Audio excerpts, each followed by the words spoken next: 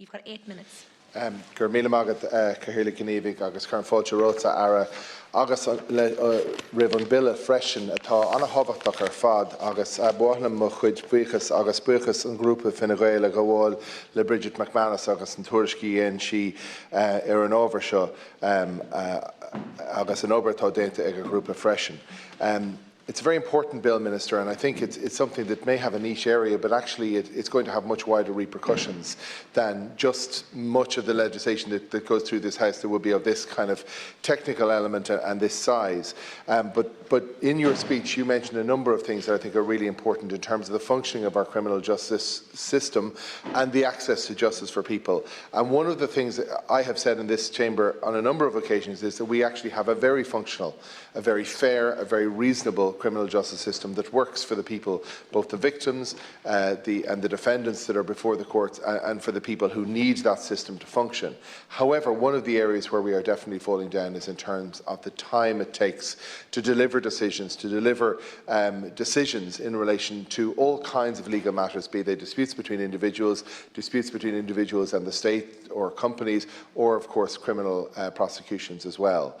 And at the moment, for example, if you go into the Circuit Court today and ask for a trial date, you will be looking at a date in the second half of 2025.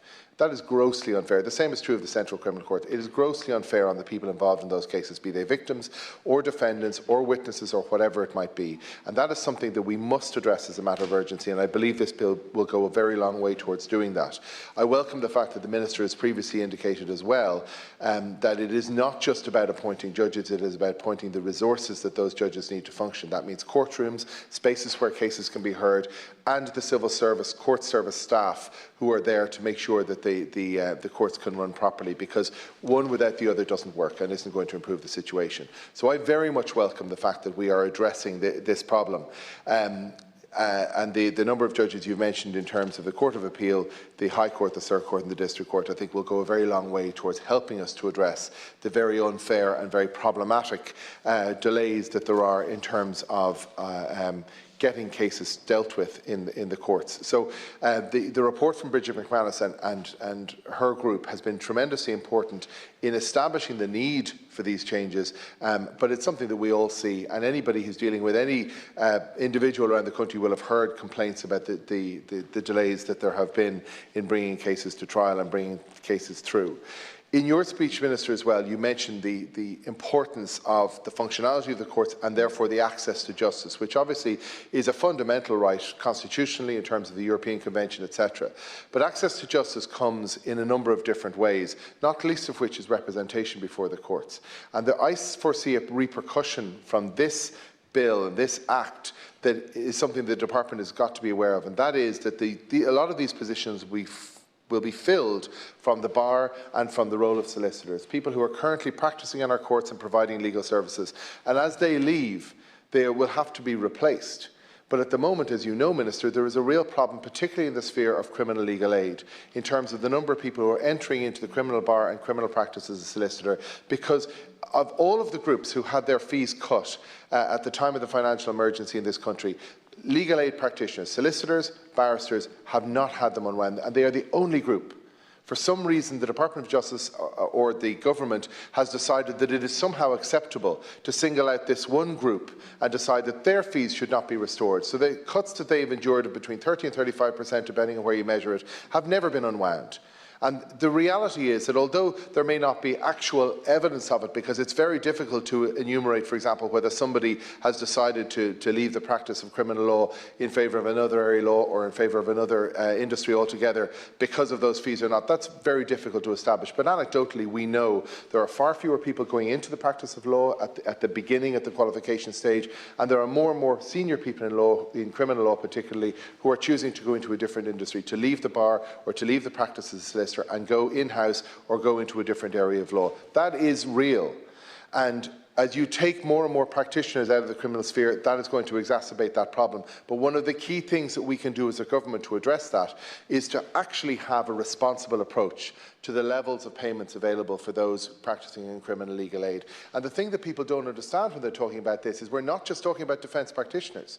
And in this House, all the time, we talk about the importance of dealing with offences, serious offences against individuals, but the pay for prosecution counsel or solicitors and defence counsel or solicitors is the same. There's a statutory instrument that ties the two together, and they can't be different. So when you cut the defence fees, you cut the prosecution fees as well, and you're discouraging people from being available to prosecute important matters and to make sure that perpetrators of criminal activity are brought to bear and brought to justice. So the time has come now, Minister, particularly in light of the reforms that are in this bill, to change the government's attitude to the paltry approach to the payment of important professionals who, by the way, save the state a small fortune in terms of what they actually provide for the state. You don't have to pay employers' PRSI, holiday pay, sick pay, parental, maternity, paternity leave. None of that has to be covered by the state. You have a coterie of independent practitioners who pay all of their own bills. They're all self-employed. They all look after themselves. And they save the state a small... We pay less per head of capita for legal aid in this jurisdiction than in any other common law jurisdiction in the world that I'm aware of.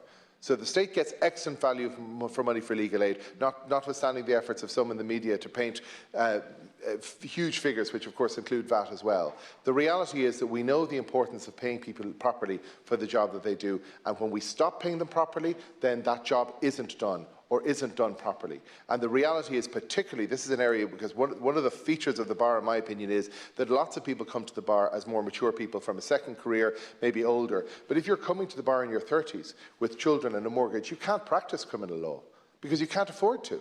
So the reality is that the only people going into criminal law are those who are straight out of college. And that's a real shame. And it's a real missed opportunity. And I really hope, Minister, you'll bring back the message to your department and to the other ministers in the department that this has to end, and we need to take serious, concrete steps about restoring legal aid fees. It's not something I haven't said before. It's something I have said before on a number of occasions, and I know you're aware of the arguments. Can I finally say then, in respect to this bill, that the other thing that I think the opportunity we've missed, because about 25, 30 years ago, we changed the retirement ages of judges, particularly in the superior courts, reducing it from 72 to 70, which means that there are judges, well, as soon as they hit 70, they have to retire. And I really think that is something that is totally unnecessary. I would like to see us undo that. I know that there are concerns, but the reality is that most people are functioning later in life now, and they're able to work later and want to work later. And if you have an experienced judge who is willing to work later than 70, then he or she should be able to do that. I'm not saying we shouldn't put in place controls or safeguards to ensure that that person is still able to do the job, and maybe there could be an annual approval by the president of that court or by an outside body or whatever it is. But we have in our judiciary a coterie of people who are really effective, really fair, who follow the rule of law and who do an excellent job for this country.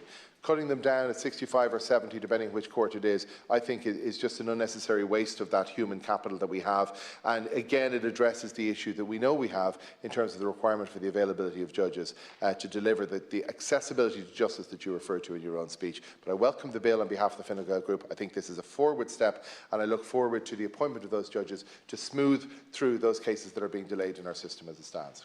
Thank you very much, Senator. And call on Senator Michael McDowell. You have 8 minutes.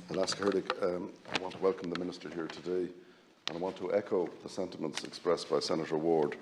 There's a number of things that I want to simply say to you now. There is a scandal going on now in the central office of the High Court that you cannot go in there and get a summons issued unless you make an appointment in advance. And most of the staff there, what used to be a system, you went to a counter, you said, here's the summons, I want to issue it. It was issued, and that was it. Now you have to go through an elaborate thing to make an appointment with a particular official to issue a summons. And that came in during COVID and hasn't been stripped back.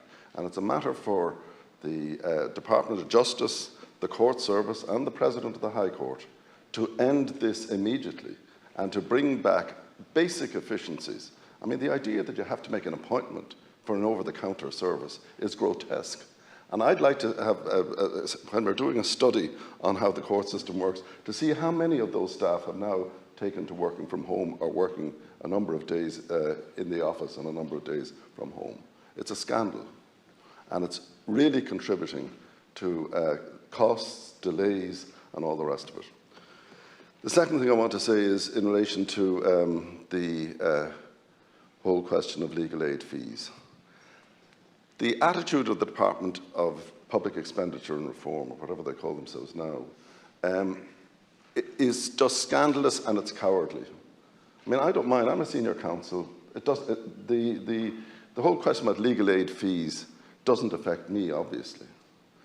But when I saw some of the figures that were in the Irish Times the other day, and the Irish Times took the trouble to actually trail a criminal practitioner and see what she or he got done in a day, what proportion of the council's work was done for nothing, what they actually got by way of earnings for a day's work. It was scandalous, and none of the cowards in deeper would work under those conditions. As Senator Ward has said, none of them would work on the basis of no pension, no guarantee of anything, and less money than you would pay to have somebody come to your house to take a look at your fridge if it was malfunctioning for a day's work, for somebody who has to pay insurance, somebody who has to pay fees to the Bar Council, their own overheads, contribute to their own pension at no expense to the state, and in addition has to be tax compliant to get a cent from this government.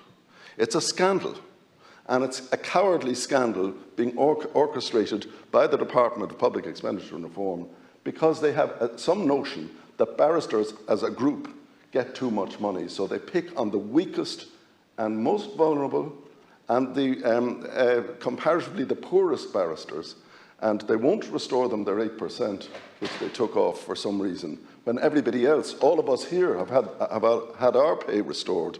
They have a nasty little gesture that they refuse point blank to give these people back what they were originally paid a long time ago, and forget about inflation in the meantime. It's an absolute scandal. And I'm saying that those people who are making those decisions in that department should look at themselves in a mirror and should read that article in the Irish Times and ask themselves, do they stand over... Senator, you're swaying away from the topic of the bill. I'm talking about the legal aid system. Yeah. And I'm sticking very much with this bill. Do you realise, does this House realise that Senator Ward has told you, has his words been ignored, that our legal aid system is creaking so much that somebody today sent forward for trial is given a date in 2025 for a jury trial? I mean, that's a scandal. It's a complete scandal. Think of a rape victim, or a little old lady whose house was burgled and she was badly beaten up. Think of people in those circumstances, not to mention a person who is accused of a case and eventually gets acquitted. Two and a half years to get a trial. I mean, what kind of planet are we living on?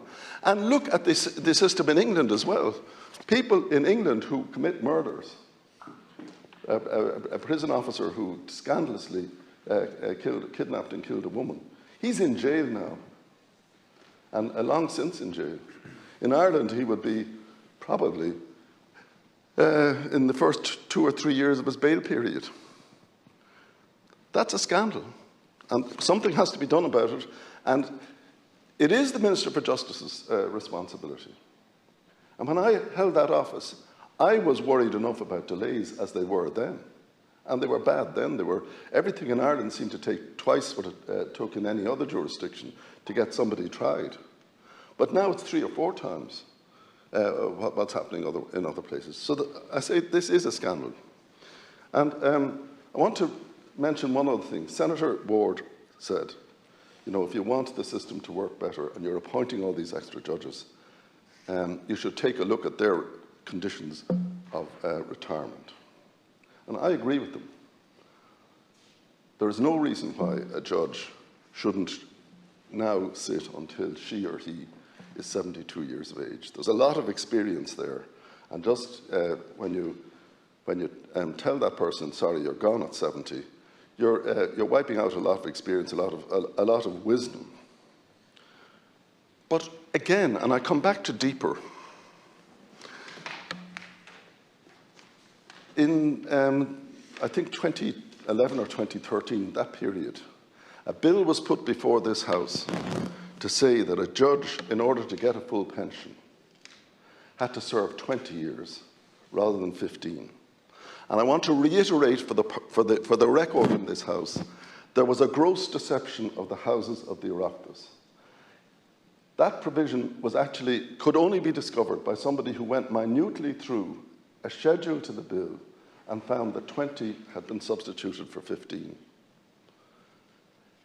There was no reference to it in the explanatory memorandum, nor was either House ever told that this was being done. And the result was that people effectively had to be a judge at the age of 50 if they were to get a pension, and people who were 55 could never get a full pension. And that, again, was done by the agreement of DEPR. And I say again, you know, these houses were not respected in respect of this matter. This change was snuck through in the most disreputable way, and the result is that we are not getting full value from the appointments of judges that we make, and the 72 years of age retirement would be a great help with that. So I welcome the presence of more judges. I welcome the plans to increase productivity in the whole court system. It may require a different approach to vacations, it may require a different approach to sitting hours. All of those things, I'm long enough in the tooth to be able to say that there is room for improvement in all of those areas. But I do say this, that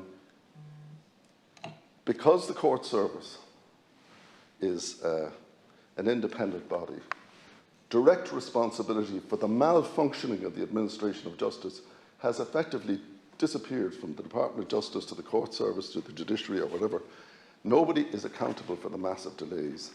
And although the appointment of more judges may be part of the remedy, there's much more that needs to be done to bring our system of justice up to scratch, and in particular to end the scandal that it can take 2 or 3 years to get a trial before a jury in a rape case or an abuse of a child, sexual abuse of a child case.